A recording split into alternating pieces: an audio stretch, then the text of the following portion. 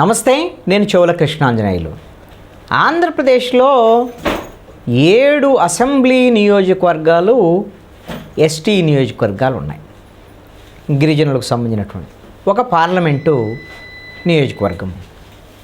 ఈ 7 అసెంబ్లీ నియోజకవర్గాలు అదేవిధంగా పార్లమెంటు ఎవరు గెలవబోతున్నారు? ఈ ఫలితాలు ఎలా ఉండబోతున్నాయి? ఆంధ్రప్రదేశ్లో ఉండేటువంటి గిరిజనులు అధికార పక్షం వైపు ఉంటారా, ప్రతిపక్షం వైపుకు వస్తారా? ఏం జరగబోతుంది అనేటువంటిది కొంత చర్చ ఉంది. ఇవేమీ తక్కువ నియోజకవర్గాలు ఏం కాదు. 7 అసెంబ్లీ నియోజకవర్గాలు 2019 ఎన్నికల్లో వన్ సైడ్గా వైఎస్ఆర్ కాంగ్రెస్ పార్టీ గెలిచింది. 2014లో 5 మాత్రమే గెలుచుకుంది వైఎస్ఆర్ కాంగ్రెస్ పార్టీ. ఒక 2 అయితే తెలుగుదేశం పార్టీకి వచ్చాయి. కానీ 2019 వచ్చేసరికల్లా వన్ సైడ్గా ఎస్టీ నియోజకవర్గాలు మొత్తం ఎంపీతో సహా వైఎస్ఆర్ కాంగ్రెస్ పార్టీ వైపు వచ్చాయి. మరి ఇప్పుడు ఆ తీర్పు ఎలా ఉండబోతుంది? గిరిజనుల తీర్పు ఆంధ్రప్రదేశ్లో ఎటువైపు ఉండబోతుంది అనేటువంటి అంశంలోకి ఒక్కసారి గమనిస్తే 2019 ఎన్నికల్లో 175 అసెంబ్లీ నియోజకవర్గాల్లో ఓడిపోయినటువంటి తెలుగుదేశం పార్టీకి 40% ఓట్లు వస్తే గెలిచినటువంటి వైఎస్ఆర్ కాంగ్రెస్ పార్టీకి 50% ఓట్లు వచ్చాయి. కొంచెం ఒక 1% అటు ఇటు, అంటే 10% ఓట్లు డిఫరెన్స్ ఉన్నటువంటి పరిస్థితి. కానీ ఈ ఎస్టీకి సంబంధించినటువంటి 7 అసెంబ్లీ నియోజకవర్గాల్లో 20% అత్యధికంగా వైఎస్ఆర్ కాంగ్రెస్ పార్టీకి ఓట్లు వచ్చాయి. అంటే 40,000 ఓట్ల మెజారిటీతో వైఎస్ఆర్ కాంగ్రెస్ పార్టీ అభ్యర్థులు గెలిచినట్టు పరిస్థితి ఉంది సగటున. అదేవిధంగా ఎస్సీ నియోజకవర్గాలు వచ్చేసరికి 29లో 15% డిఫరెన్స్ ఉంది తెలుగుదేశానికి వైఎస్ఆర్ కాంగ్రెస్ పార్టీ. 15% ఎక్కువ ఉంది. సరే, 29 ఎస్సీ నియోజకవర్గాల పరిస్థితి ఎలా ఉంటుంది ఏంటి అనేది ఇంకొక వీడియోలో నేను తప్పకుండా మీకు వివరించేటువంటి ప్రయత్నం చేస్తాను. అయితే ఇప్పుడున్నటువంటి పరిస్థితుల్లో ఒక్కసారిగా ఈ 7 అసెంబ్లీ ఎస్టీ నియోజకవర్గాలను గమనిస్తే వీటిల్లో అవకాశం ఉన్నటువంటి ప్రతిపక్షాలకు అవకాశం ఉన్నటువంటి నియోజకవర్గము రంపచోడవరం. ఇక్కడ పూర్తి స్థాయిలో కాపులు రాజకీయ ఆధిపత్యాన్ని కలిగి ఉంటారు. ఇప్పుడు పవన్ కళ్యాణ్ టీడీపీతో పొత్తు పెట్టుకున్నాడు. జనసేన టీడీపీ పొత్తు నేపథ్యంలో ఏమైనా సరే కాపు సామాజిక వర్గం గిన అక్కడ వైఎస్ఆర్ కాంగ్రెస్ పార్టీకి వ్యతిరేకంగా గిన పనిచేస్తే పూర్తి స్థాయిలో రంపచోడవరం వైఎస్ఆర్ కాంగ్రెస్ పార్టీ చేతుల్లోంచి తెలుగుదేశం జనసేన కూటమి గెలుచుకునే దానికి అవకాశం ఉంటుంది. ఇక విజయనగరం జిల్లాకు సంబంధించినటువంటి పాలకొండ, కురుపం, సాలూరు ఇక్కడ కొప్పుల వెలమ తూర్పు కాపులు డామినేషన్ ఎక్కువగా ఉంటుంది. వీళ్ళదే లీడర్షిప్ ఉండేటువంటి పరిస్థితి ఉంది. వీళ్ళందరూ కూడా బొత్స సత్యనారాయణ వాళ్ళ ప్రభావం ఇవన్నీ కూడా వీళ్ళు వైఎస్ఆర్ కాంగ్రెస్ పార్టీ వైపు ఉన్నారు, ఈ సామాజిక వర్గాలు. కాబట్టి ఈ నియోజకవర్గాల్లో మళ్ళీ వైఎస్ఆర్ కాంగ్రెస్ పార్టీకే గెలవడానికి అవకాశం ఉంది. అదేవిధంగా అరకు, పాడేరు ఇక్కడ 85 నుంచి 90% ఎస్టీలే ఉంటారు. అయితే మిగతా వాళ్ళు ఉండేది కేవలం 10 నుంచి 15%. వాళ్ళ ప్రభావంతో ఎస్టీలు ఎటువైపు మొగ్గు చూపితే అటువైపు మొగ్గు. ఇక్కడ కీలకమైనటువంటి అంశం ఏంటంటే ఒక్కొక్క నియోజకవర్గంలో 600 చర్చిలు ఉంటాయి. క్రిస్టియానిటీ అంత తీవ్ర స్థాయిలో ఉన్నటువంటి నియోజకవర్గాలు. అంటే ఇది వన్ సైడ్గా క్రిస్టియన్లు ఈ రోజున వైఎస్ఆర్ కాంగ్రెస్ పార్టీ వైపు ఉన్నటువంటి పరిస్థితి ఉంది. కాబట్టి ఈ 2 నియోజకవర్గాలు మళ్ళీ వైఎస్ఆర్ కాంగ్రెస్ పార్టీ గెలుపుకి అవకాశాలు ఉన్నాయి. అయితే ఇక్కడ మిగతా నియోజకవర్గాల్లో కూడా ఒక్క రంపచోడవరం మినహా మిగతా నియోజకవర్గాలన్నీ కూడా వైఎస్ఆర్ కాంగ్రెస్ పార్టీకి అనుకూలంగా ఉన్నటువంటి పరిస్థితి ఉంది. అదేవిధంగా అరకు పార్లమెంట్కి సంబంధించి ఒక 15 లక్షల ఇక్కడ ఓట్లు ఉంటే 8.5 లక్షల ఓట్లు ట్రైబల్ సభ్యులు ఉంటాయి. ఈ ఎస్సీలు, ఎస్టీలు, బీసీలు మిగతా వాళ్ళందరికీ కూడా ఒక 7 లక్షల వరకు ఓట్లు ఉండేట. అయితే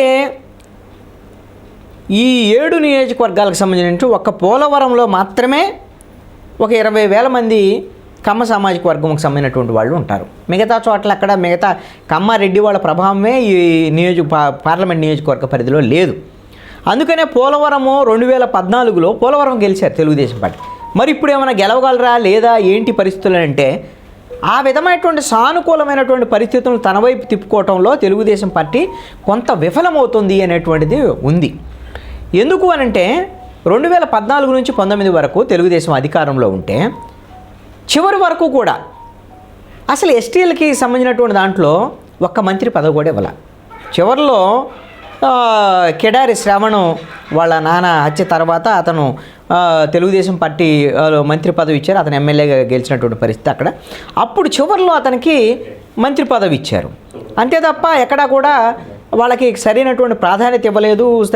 అసలు ఎస్టీలకు సంబంధించినటువంటి విషయంలో ఒక పాలసీ లేదు తెలుగుదేశం దగ్గర అనేటువంటిది కూడా విమర్శలు అయితే ఉన్నాయి. అయితే జగన్మోహన్ రెడ్డి ఈ అవకాశాన్ని కూడా వినియోగించుకొని డిప్యూటీ సీఎంగా మొదటి దశలో పుష్ప శ్రీవాణికి ఇచ్చారు, ఆ డిప్యూటీ సీఎం మంత్రి పదవి. అదేవిధంగా రెండో మంత్రివర్గ విస్తరణ సందర్భంలో రాజేంద్ర దొరకి డిప్యూటీ సీఎం ఇచ్చాడు, మంత్రి పదవి ఇచ్చినటువంటి పరిస్థితి ఉంది. దీంతో కొంత ఎవరైతే ఈ ఎస్టీ సామాజిక వర్గం సంబంధించినటువంటి వాళ్ళు మనకు ప్రాధాన్యత ఇస్తున్నారు అనేటువంటిది ఒక ప్రాధాన్యత అదైతే పెరిగింది. దీంతో పాటుగా జగన్మోహన్ రెడ్డి చేసినటువంటిది ఏంటంటే ఎస్సీ ఎస్టీ కమిషన్ ఉండేది ఇంతకుముందు ఆంధ్రప్రదేశ్లో. భారతదేశ వ్యాప్తంగా కూడా అన్ని రాష్ట్రాల్లో ఎస్సీ ఎస్టీ కమిషన్లు కలిపే ఉంటున్నాయి. కానీ ఆంధ్రప్రదేశ్లో ఎస్సీ కమిషన్ని విడగొట్టి ఎస్టీ కమిషన్ని విడగొట్టినటువంటి పరిస్థితి ఉంది. ఎస్టీ కమిషన్కి సపరేట్గా మళ్ళీ ఒక కమిషన్ చైర్మన్ వేశారు. దీని ద్వారాగా తమకు అత్యధిక ప్రాధాన్యత ఇచ్చారు జగన్మోహన్ రెడ్డి అనేటువంటి దాని మీద. ఇది కొంత ఇది కేంద్ర ప్రభుత్వం కూడా ఒప్పించి కేంద్ర ప్రభుత్వాన్ని ఏ రాష్ట్రంలో లేనటువంటి విధంగా ఆంధ్రప్రదేశ్లో ఎస్టీ కమిషన్ పెట్టించడం అనేది కొంత సానుకూలతమైన అంశం వైసీపీకి. అదేవిధంగా కేంద్ర ప్రభుత్వం ఇప్పుడు మన విభజన చట్టంలో భాగంగా గిరిజన యూనివర్సిటీ ఏర్పాటుకు సంబంధించి ఇది ఆలస్యమైనప్పటికీ కూడా ప్రత్యేకంగా గిరిజన యూనివర్సిటీ ఏర్పాటు అనేటువంటి దాని మీద దీంతో కొంత గిరిజనులు వైఎస్ఆర్ కాంగ్రెస్ పార్టీకి సానుకూలతతో ఉన్నటువంటి పరిస్థితి ఉంది.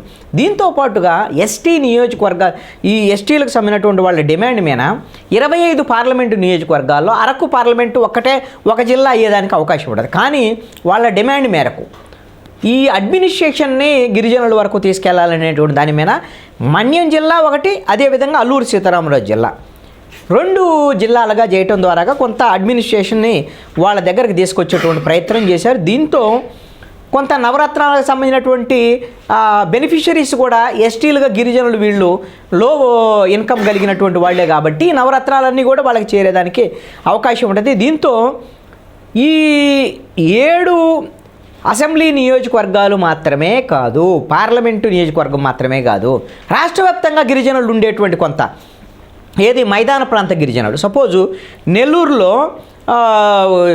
నెల్లూరు అదేవిధంగా తిరువూరు మాచర్ల అదేవిధంగా కర్నూలు జిల్లాలో అక్కడక్కడ లంబాడీలు ఉంటారు, నెల్లూరులో యానాదులు ఉంటారు. యానాదులు పూర్తిగా ఇప్పుడు ఈ రోజున వైఎస్ఆర్ కాంగ్రెస్ పార్టీకి మద్దతు ఇచ్చేటువంటిది.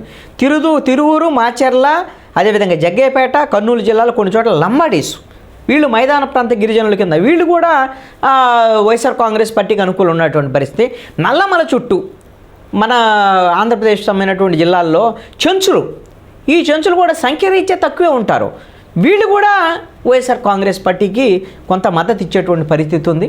ఈ విషయంలో ఈ చెంచులు కానివ్వండి, లంబాడీలు కానివ్వండి, మైదాన ప్రాంత గిరిజనులు అయినా సరే తన వైపు తిప్పుకునేటువంటి విధంగా తెలుగుదేశం జనసేన కానీ ఎక్కడా కూడా మీటింగులు పెట్టినటువంటి పరిస్థితి కానీ వాళ్ళు తమ వైపు తిప్పుకునేటువంటి దాంట్లో విఫలం చెందారు అనేటువంటిది. ఈ రోజున జగన్మోహన్ రెడ్డి ఒక పార్లమెంటు అదేవిధంగా 7 అసెంబ్లీ ఎస్టీలకు సంబంధించి ఇవి గెలుపు సునాయాసంగా వైఎస్ఆర్ కాంగ్రెస్ పార్టీ గెలుపుకు అవకాశం ఉన్నటువంటిది.